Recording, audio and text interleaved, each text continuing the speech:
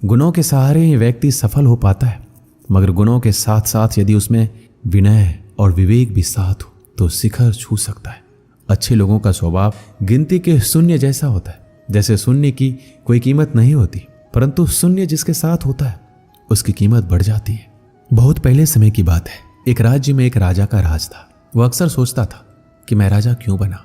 एक दिन इस प्रश्न का उत्तर प्राप्त करने उसने अपने राज्य के बड़े बड़े ज्योतिषियों को आमंत्रित किया। ज्योतिषियों के दरबार में उपस्थित होने पर राजा ने यह प्रश्न उनके सामने रखा, जिस समय मेरा जन्म हुआ ठीक उसी समय कई अन्य लोगों का भी जन्म हुआ होगा। उन सब में मैं ही राजा क्यों बना? इस प्रश्न का उत्तर दरबार में उपस्थित कोई भी ज्योतिषी नहीं दे सका।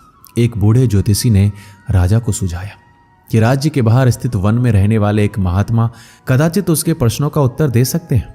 राजा तुरंत उस महात्मा से मिलने वन की ओर निकल पड़े। जब महात्मा के पास पहुंचे तो देखा कि वो कोयला खा रहे हैं।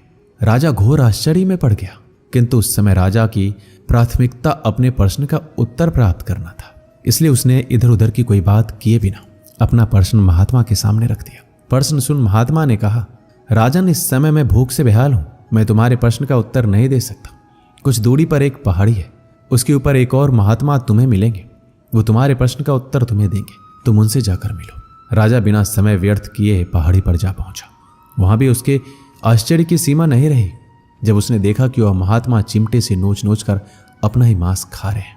राजा ने उसके सामने वो प्रश्न दोहराया। प्रश्न सुनकर महात्मा बोले, राजन, मैं तुम्हारे प्रश्न का उत्तर नहीं दे सकता, मैं भूख से तड़प रहा हूं। इस पहाड़ी से नीचे एक गांव है, वहां 5 वर्ष का एक बालक रहता है, वह कुछ ही देर में मरने वाला है।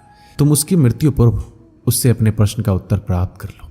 राजा उस गांव में जा पहुंचा, बालक से मिला जो मरने के कगार पर था।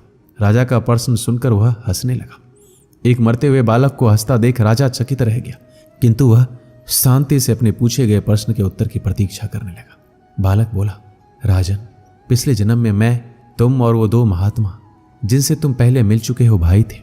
एक दिन हम सभी भाई भोजन कर रहे थे। एक साधु हमारे पास आकर भोजन मांगने लगा। सबसे बड़े भाई ने उससे कहा कि तुम्हें भोजन दे दूंगा तो क्या मैं कोयला खाऊंगा, और आज वह कोयला खा रहा है।